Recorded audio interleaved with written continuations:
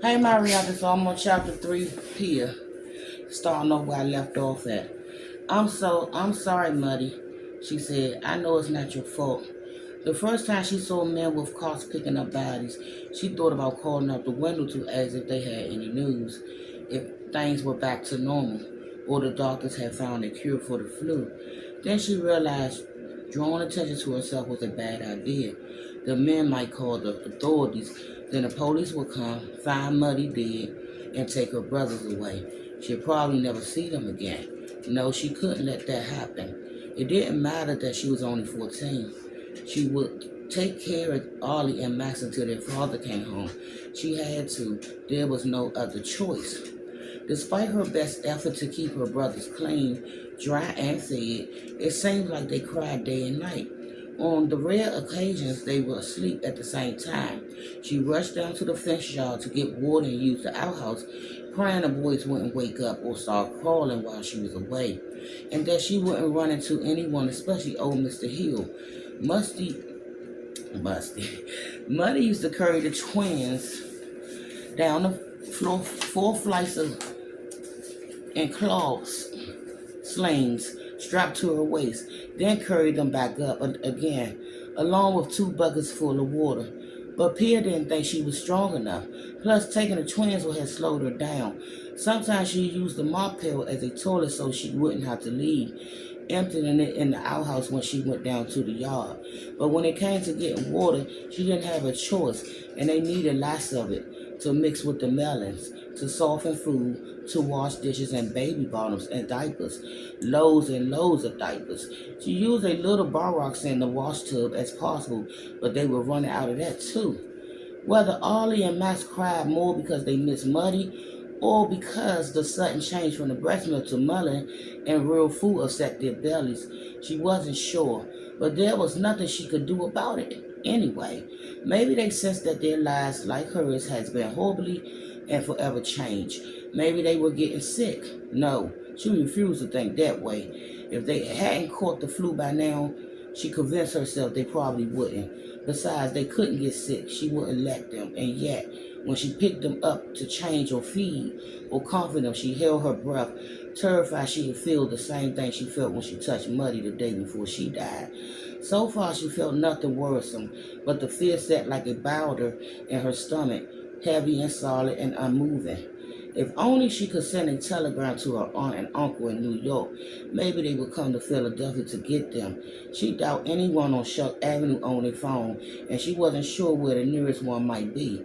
But her aunt and uncle probably didn't have one anyway, and she didn't know their numbers if they did. Their return address was letter sent to Muddy and Vader, but she didn't dare go to the post office 20 blocks away. She couldn't leave the boys that long, and she wouldn't take them with her if the post office was even open. When the eggs and fresh vegetables ran out on the 6th day, she fed Ollie and Max old bread soaked in water and canned applesauce from apples bought at the farmer's market's last fall. 2 days later, she gave them the last of porridge for breakfast, then sat on the bed to watch them nap, fighting against the weight of despair. Even in sleep, misery pinched the twins' face and furrowed the smooth skin of their small browns. Their eyes darted back and forth beneath their lids, chasing bad dreams. Seeing them that way broke her heart, struggling to find comfort, not knowing or understanding why their stomach hurt or where their mother has gone. She missed Muddy too more than she would ever have thought possible. She could almost feel her brother's pain, their intense aching for Muddy's gentle snuggles and warm kisses. Her lavender and lye-scented skin, her soft hair that always smelled of bacon bread, grew twisted and peeled chest as she hung her head low. Through everything their family had endured, the move from Germany when she was 4, the seamlessly endless journey across the Atlantic Ocean, which Pia barely remember, the transition into a new country and new home, the worry of Vader working in the mines and going off to war. It was Muddy who was the constant source of comfort. No matter where they were or what had happened, she was the thread to everything familiar and normal, from food in their stomachs to clean clothes and warm bath. Certainly Vader worked hard to take care of them while still making sure he had time for fun. He took her swimming in a creek back in Hazeltown in the summer, taught her how to do whistles and skip rocks across the calm pond, and showed her how to identify edible mushrooms in the woods. But Muddy was the one who put soap on Bee's thighs and scraped knees, the one who sat at the edge of the bed when Pia couldn't sleep and traced a gentle finger across the forehead and cheeks to help her relax, the one who put bonnets on the twins to protect them from the sun. Muddy was the one who knew when they were hungry and tired or just needed an extra hug. According to Veda, Muddy even calmed his fear about following his brother to America after the construction company he worked for in Germany collapsed, and convinced him they'd be fine when they found out they had two more mouths to feed so soon after they started their new life in Philadelphia. She kept the family organized and strong, while always making sure they knew they were loved. How would Pia ever survive without her? Who was going to help her get through the ups and downs of life? Who was going to teach her about being a woman and a wife? If Pia lived that long. One of my favorite saying was, "We may not have it all together, but together we have it all." Except they weren't all together anymore, and now they would never be. Muddy was gone, and Pia had no idea if or when Vader would come back. Between that and everyone dying of the flu, the world felt like it was coming to an end. Everything Pia knew and relied on had disappeared. What was she supposed to do now? She was only 13. How was she going to take care of the twins when and if this nightmare was over? How would she keep them safe and fed until Vader returned? She had no job, no money. Then she remembered what Muddy always said whenever she felt confused or unsure. Just do the next thing, whether it was getting dressed in the morning or doing chores and homework. The best way to move through a complicated situation was to decide what needed to be done next and just do it. With that thought, Pia noticed how dirty her dress was, stained with formula and baby spit and something that looked like gravy. She couldn't remember the last time she changed or even what day it was. Before the flu, she used to put on a clean outfit every Monday unless she spilled something on the one she was wearing or somehow got a tear. Not that she had a lot of dresses to choose from, two made from flour sacks and one made out of printed sheet, along with two skirts and a cotton blouse. But everything was always clean and in good repair, even her leggings and undergarments. And to think she was been sleeping in her clothes. She glanced around the room, the beginning of a panic shuddering in her chest. Empty metal jars littered the counter next to the bowl filled with muddy potatoes and peeled carrots. A half dozen soiled diapers floated in the wash tub with the blast of the Borax, like great islands in a muddy sea. A kettle crust with soup sat on the stove, which was splattered with bits of dry food and baby formula, and the cold bucket stood empty. Stacks of dirty bowls and cups sat on the table, leaning this way and that. She stopped washing dishes 3 days ago, too exhausted to keep fetching water. Muddy would have been appalled. Between the horrible odor coming out the bedroom and the stench of dirty diapers and old soup, she felt like she was suffocating. She climbed on a chair and searched the shelves for something to help cover the smell. Maybe she'd find some herbs from Miss Shipment's, a leftover sprig of lavender or sage she could crush and spread around the room. She felt in the jars and cups, looked behind the plates and bowls and pots, but found nothing. Then her fingers landed on something long and hard beneath the metal clock. She pulled it out. It was one of Vega's cigars. She got down from the chair, grabbed the box of matches next to the stove, put the cigar in a saucer on the table, and lit one end. Smoke curled from the brown paper, and the cigar started to burn, filling the air with the familiar smell of tobacco and reminders of Veda's. Tears filled her eyes. What would he think if he knew what his family was going through? That his wife was dead and his daughter was trying to keep her sons alive. Surely he would curse himself for leaving. She took a deep breath and tried to think. What should she do next? Her father wasn't going to return in time to help. She didn't even know if he was alive. It was up to her to save Ollie and Max, but the last of the melted infant food was already in their bottles. The bread and eggs had been used up. The last jar of applesauce was nearly empty, and the potatoes and curds had been cooked and eaten. The coal stove stood empty. The last embers, nothing but gray ash. Everything was gone. She went to the end of the bed to look out the window. Dark clouds scuttled across the gray morning sky, and her notes of Finn still hung on the clothesline, shuddering in the breeze. No one walked in the alley below, but four more bodies covered in bloody sheet had appeared sometime during the night. Hunger cramped her stomach and she gritted her teeth. She had to find food.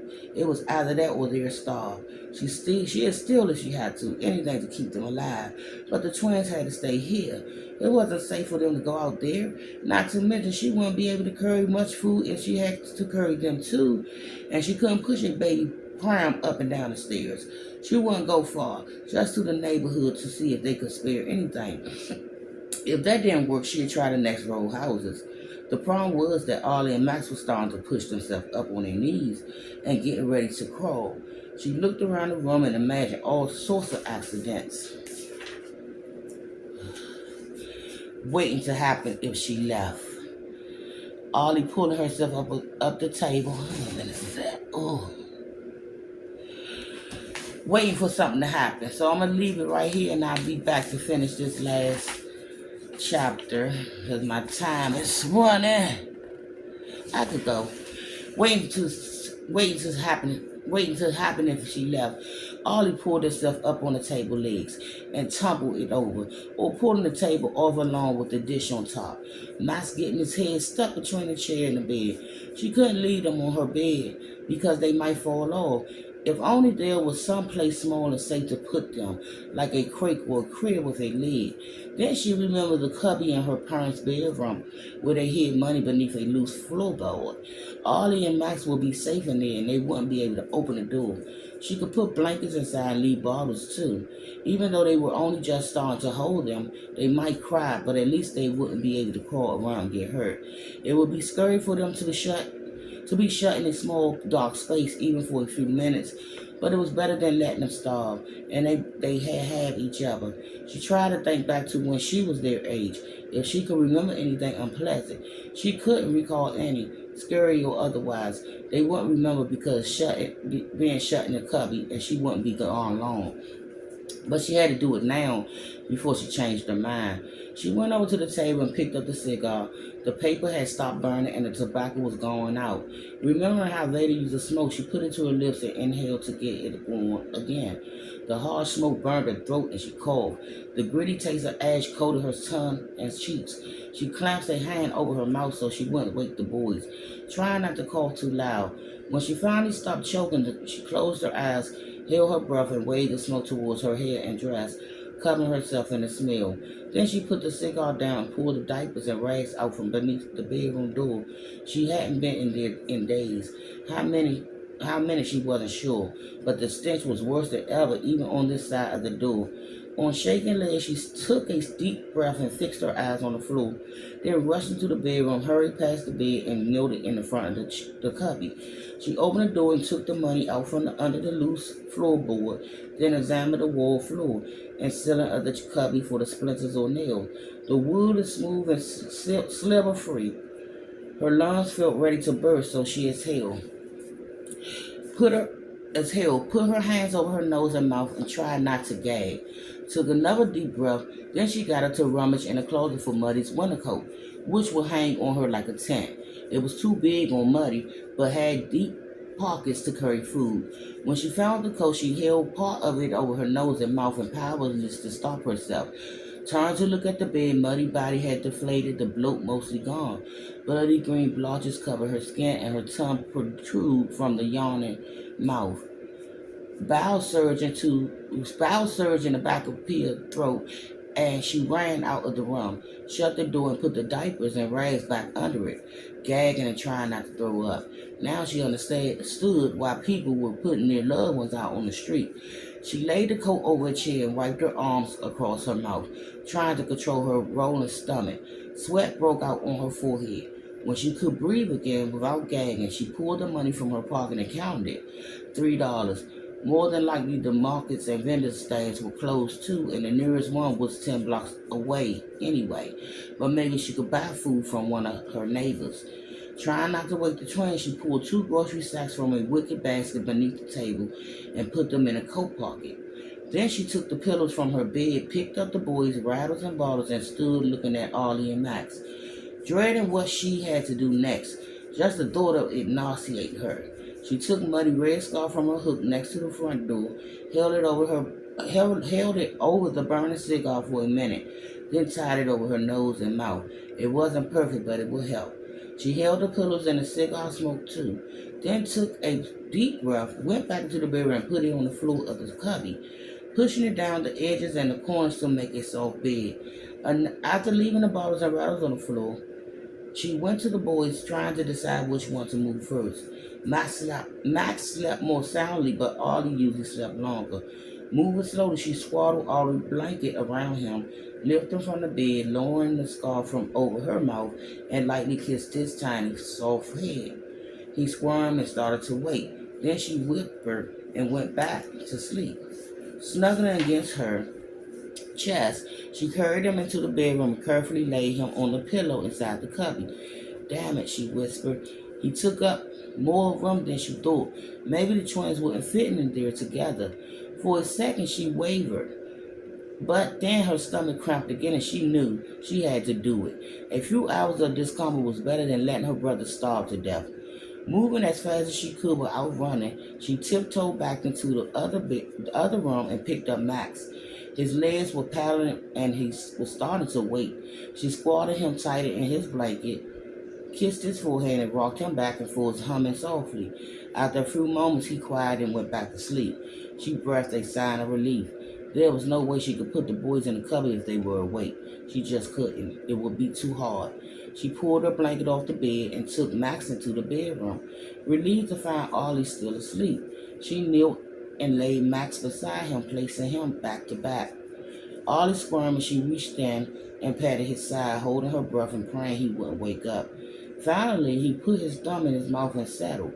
She took her arm out of the cubby, put her hand on the door, and stared into the gloomy space, tears blurring her vision. I'm sorry, she whispered. I promise I'll be right back. She started closing the door, watching the twins until the last second. Just keep sleeping and you'll never even know I was gone. Then the latch clicked shut and she sat frozen on her knees, her heart thumping in her chest, waiting to see what would happen. If one of the boys woke up, she wasn't sure what she would do, but no crying came from inside the cubby. No whimpering or whining or pickering shrieks. Panic, yeah. Ollie and Max were still asleep. They would be all right. They had to be. With tears streaming down her face, she stood and looked at her mother on the bed, praying she understood why she had to do this. Surely Muddy would have done the same thing if it meant life or death for her children. I'll be back, Pia whispered. I promise. Keep them safe for me. Swallowing her sobs, she bit her lips and rushed out the bedroom. She had to leave before she changed her mind. Not only because she felt terrible about putting her brothers in the cubby, but also because she was scared, terrified really, of what she might find outside their safe room, where everyone seemed to be dead or dying.